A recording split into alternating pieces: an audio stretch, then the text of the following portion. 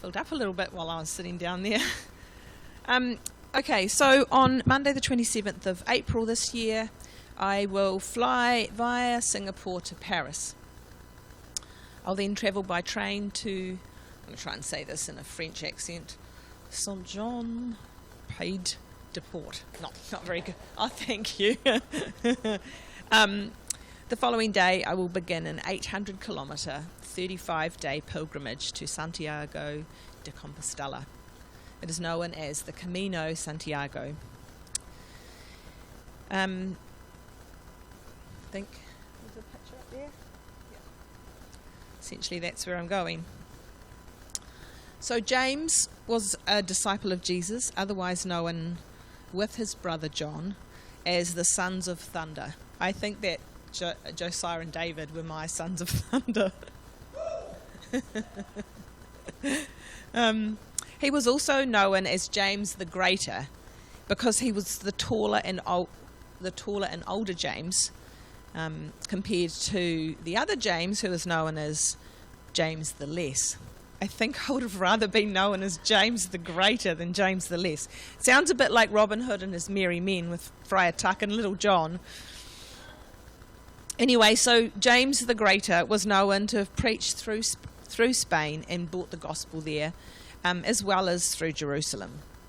He was martyred at the hands of Herod Agrippa, and his body was returned to Santiago on a boat by the disciples.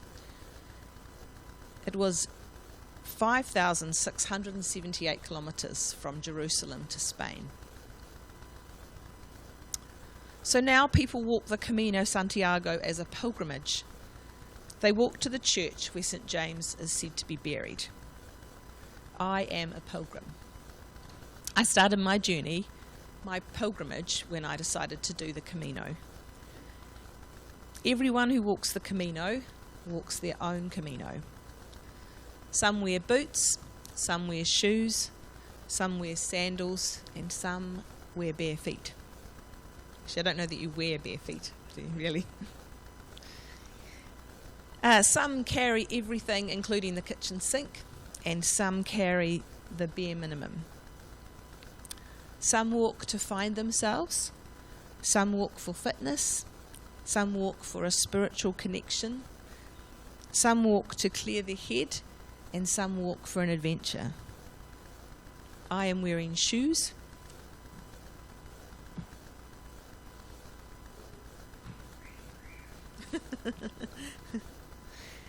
Where am I up to? I'm wearing shoes. I am going with the bare minimum, and I'm walking to learn how to walk alone. I know it will be a deeply spiritual experience for me, and I know I'll get fit, and I know I will have an adventure, and I hope it will help to begin to clear my mind. The thing is, we're all pilgrims. We're all on a journey. The meaning of pilgrim is someone who's on a journey to a holy place. Doesn't that just describe Christianity? We're all on a journey towards God. That is what our relationship with Him is. It's a journey. We don't just know God the first time we meet Him or encounter Him. We grow and develop and learn about Him with every encounter we have with Him. We change. Sometimes our life journey walks beside our God journey. Sometimes it doesn't. This is a map of the walk that I did yesterday. I walked along the cycleway to Westgate. So the motorway is like our relationship with God, and the directions that I got are like the journey that we have with life. The route I took was the best way. It was the easiest journey, and it went alongside the motorway. There was a suggestion that I could veer away from the motorway, but I didn't. The scriptures say that Jesus said, "I am the way, the truth, and the life." Our life journey often offers us a way that takes us away from our God journey. I wonder, what is the journey that you are on? What is your pilgrimage at the moment? So this is my journey. Right now, It's wondering, how will I walk alone? It's a new thing for me, and I've had it thrust upon me. It's not a journey that I chose. So many of the things I've had to do since Roger died are things like that I've had to do alone, things that I used to do with him. And so figuring that out is part of my Camino, part of my pilgrimage. So this is why I'm walking the Camino alone. I'm not going with anybody else, and I'm not going with a group. I want to know that I'm being the person that God wants me to be.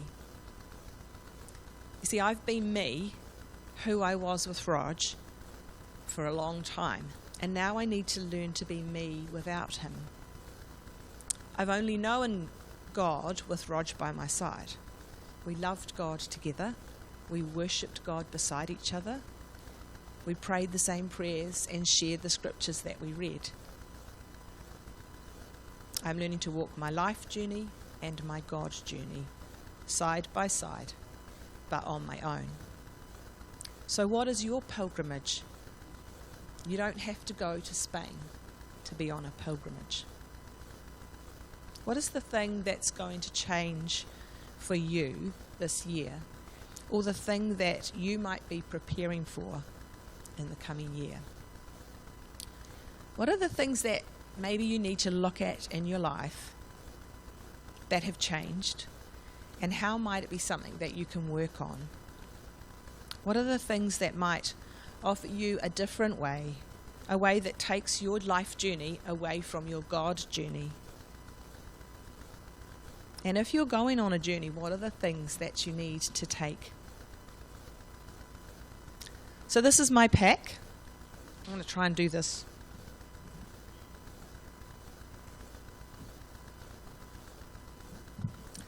This is my pack. It's an Osprey, for those of you who know packs. Some of you do, some of you don't. It's very light, and I've had it fitted properly for me. I'm going with the bare minimum of things. I want to keep my pack to 5 kilos. At the moment, it's at 3 kilos. That's with everything that I've got so far. I'm taking 2 sets of clothes. I'm wearing one, and I'll have one in my pack. That's my spare change of clothes. Yep. I'm also going to take a sarong, which I'll use as a scarf if it's cold in the mornings, for privacy if I'm sleeping on a bottom bunk. I'll use it for a pillow if I need to roll it up with some other stuff, and I can also use it as a dress. I have a pair of sandals, which are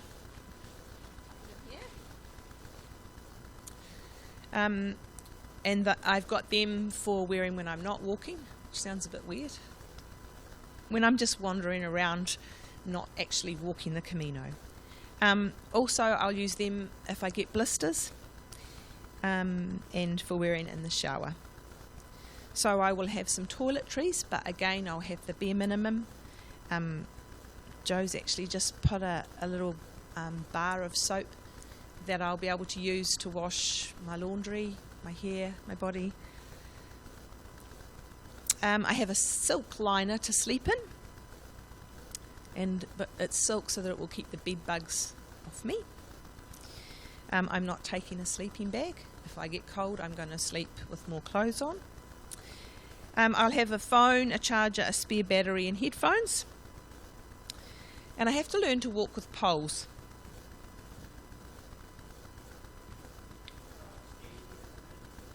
Pretty much.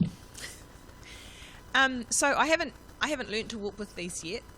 I'm about 15 weeks away from going, and I've told my children that on the weekends we need a babysitter Saturday and Sunday, so that I can learn to walk with my poles and not push a pushchair. So these will help me. I've never needed poles before, but now I do need poles. I need them for the Camino, for this part of my life journey. They will support me and they will help to keep me stable. I wonder what it is or who it is in your life journey, in our life journey, in our God journey that helps support us and keep us stable.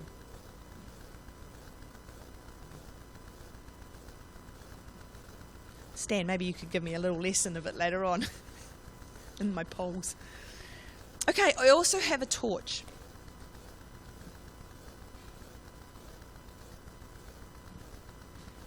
I have to say I was a little bit gutted that it was green because it just doesn't really go with my colour palette. But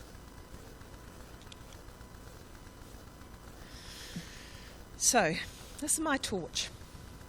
Something to light my way. John 8, what is it? Nope. Yep. John 8:12.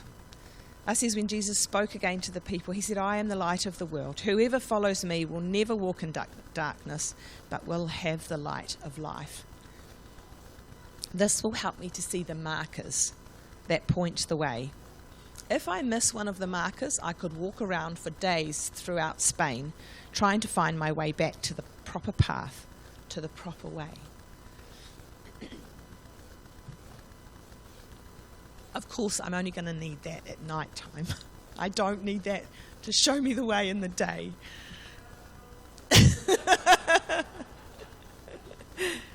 Oh dear. Yeah. Everybody's journey affects others. So my journey, my walk will affect you. I will be away for 40 days. I chose 40 days specifically. But don't worry, I'll leave some very important people in charge. Both.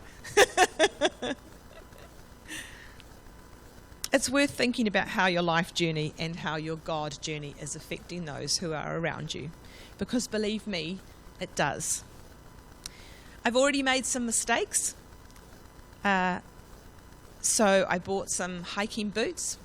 After I bought my shoes, I thought, no, maybe I need hiking boots. So I bought some hiking boots. They cost me a lot of money and they make my feet hurt, so I'm not wearing them. Some of the mistakes I've made haven't cost me any money. And we all make mistakes. We all make mistakes in our life journey and in our God journey, but it is how we react that makes a huge difference to how we wander. So time for training is often, there are things that are already distracting me from my journey. The time for training is often taken over by other things. Often the baby, sometimes being a pastor, and often my family. I'm having to learn to balance all of the important things that I love. These are the things that Roger and I shared, and we used to tag team. I would have been able to go out for a walk whenever I wanted because he would have looked after the baby or the family or the church. Now I'm figuring out how to balance them and how to do them on my own and how to do them well on my own. I'm figuring out where my Camino fits in my priorities. I want to encourage you to talk to God about the direction that you are going on. Which way, which path does He want you to go on this year? He will show you in a heartbeat. He may want you to come back to the highway, to His way, to bring your life journey back into line beside your God journey. So today, as we come to the communion table, I would like to suggest to you that you go a different path to it. Go a different way. If you normally walk to the communion table around the front, then I suggest you walk around the back. And if you normally walk to the communion table around the back of the church, then I suggest you come around the front or go down a different aisle or go through the foyer. Go a different way.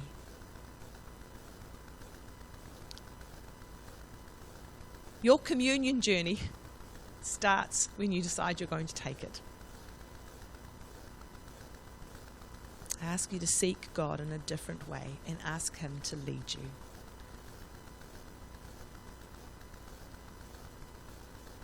My question for me is how will I wander? How will I wander through life? My question for you is, how will you wander? How will you wander through life? And then my question for all of us is, how will we wander? How will we wander together into 2020? That just sounds really weird. How will we wander into 2020? Father, I thank you that it doesn't matter where we go, it doesn't matter what path we take, that you are steadfast, that your way is always the right way, that you are always calling and drawing us back to walk alongside your way. I thank you that you never lose us, and that even though we might get lost, you know where we are. And Lord, that's such a comfort. Lord, I pray this morning as we come to the communion table and as we worship you, that we will seek you and seek the way that you want us to go. That you will show us how and where you want us to wander.